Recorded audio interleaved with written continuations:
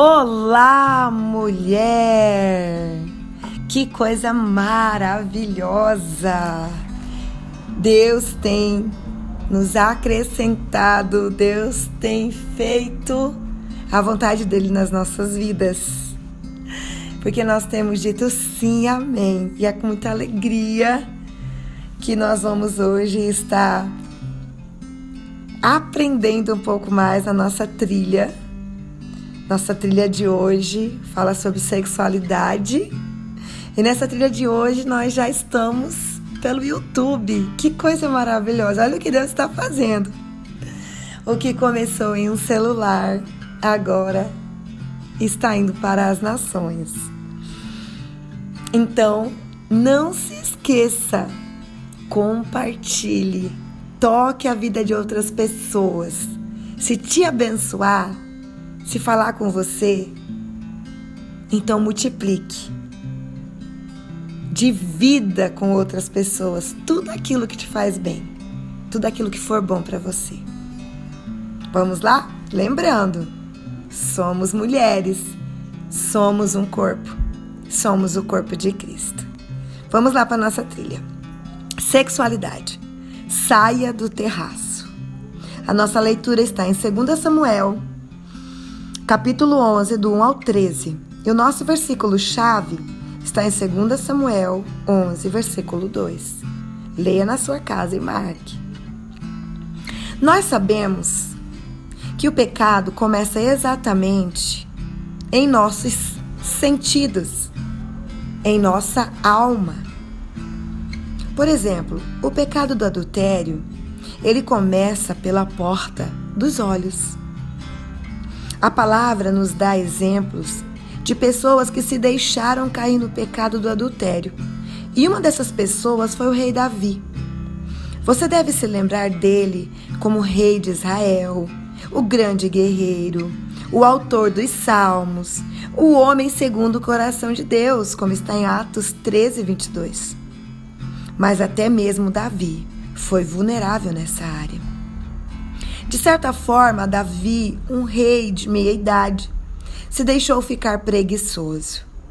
No tempo em que os reis saem à guerra, Davi ficou em Jerusalém. E de fato, ele ficou na cama. Então, não é surpreendente encontrá-lo no terraço, assistindo Betseba se banhando. Betseba era esposa de Urias, o heteu, que era um dos membros do círculo de homens poderosos de Davi. Veja lá em 1 Crônicas 11:41. Acontece que Urias, bêbado, era o melhor homem que Davi sóbrio. Quando Davi olhou a bela esposa de Urias se banhando, já cometeu adultério no terraço. Muito antes de levar Betseba para a cama, já estava feito. Jesus disse que as coisas acontecem assim, por dentro, quando concordamos em algo, onde ninguém pode ver. Tudo começa pelos sentidos, como por exemplo pelos olhos, e traça seu caminho ao coração e às emoções. E coração aqui é alma. E então se move por todo o corpo. O pecado do adultério começa no primeiro olhar, o que muito frequentemente leva a um segundo, terceiro e quarto. Existe um velho provérbio chinês que diz: você não pode impedir os pássaros de voarem sobre sua cabeça, mas pode impedi-los de fazer um ninho. Você pode espantar os pássaros e fazer uma aliança com os seus olhos. Veja Jó 31. Para se colocar fora do caminho da tentação, é necessário se recusar a permanecer numa situação que possa levá-la a pecar ou levá-lo a pecar. Você pode pensar que está sozinha nesse dilema em particular, mas Paulo nos lembra: não veio sobre vós tentação, senão humana, mas fiel é Deus, que não nos vos deixará tentar acima do que podeis. Antes, com a tentação, dará também o escape, para que possais suportar. Está lá em 1 Coríntios 10, 13. Mas, enquanto Deus dá força para resistir à tentação, você deve fazer o que está ao seu alcance. Guarde isso, mulher. Você deve fazer o que está ao seu alcance para ficar fora do mau caminho.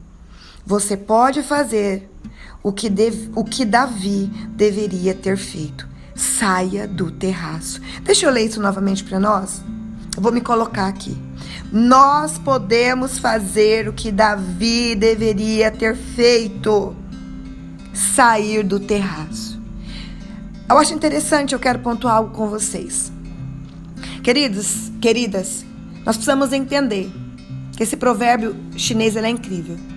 Você não pode impedir que um pássaro voe sobre a tua cabeça. O que ele quer dizer? Que pensamentos, vontades, desejos, você não pode impedir.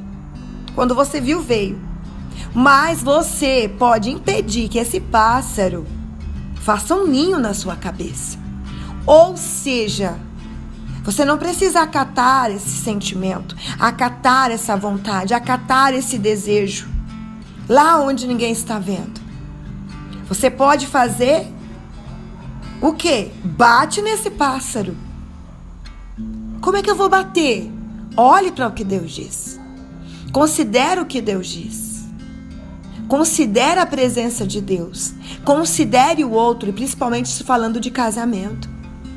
Porque Paulo diz que não tem como, a tentação ela virá. Deixa eu dizer uma coisa para você. Todos nós somos tentados. Porque o diabo está aí e é inerente dele. Ele vai tentar, ele vai buscar fraquezas. Mas cabe a você olhar para o escape. Onde está o escape? Se refugiar em Deus. Saber o que Deus pensa. Se colocar no lugar do outro. É isso que é o escape. E ele diz assim que a tentação é humana, ou seja, não é algo maior do que nós. Se é humano, você pode dizer não. E outra coisa interessante que ela diz, e é algo que eu acredito e eu pego para a vida. Se você sabe que você vai estar sendo tentado em um determinado lugar, com uma determinada pessoa, por meio de uma rede social, corta tudo. Corta tudo. Se você ama a Deus acima de todas as coisas, e se você ama o próximo, falando de adultério, de traição, de fornicação, você precisa considerar não alimentar aquela situação. Muda de ambiente, passa por outra rua, muda de lugar. E outra coisa que eu acho interessante, procure alguém que você confie, que é de Deus e que vai te falar a verdade. Abre teu coração, rasga teu coração, fala a verdade, porque uma vez que algo deixa de ser segredo, ele perde a força. Não tenha segredos com o diabo, não tenha segredos com Satanás. Procure pessoas, peça ajuda para pessoas confiáveis, pessoas de Deus, pessoas que te amam, que querem teu bem, que vai dizer para você, você sabe que não pode, não é o certo, você não deve, vai trazer luz. Então isso vai perder a força, é outro ponto. E não se esqueça, o pecado não está em você ser tentada ou tentado. O pecado está em você praticar o ato. Então não caia.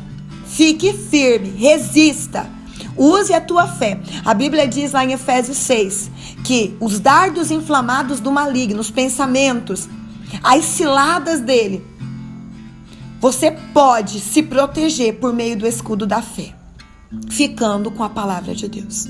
Então eu aqui, como mulher, como tua amiga, como corpo de Cristo, como uma mulher que já passou por muitas coisas e que decidiu ficar em Deus, eu quero te dizer, fique com a melhor parte.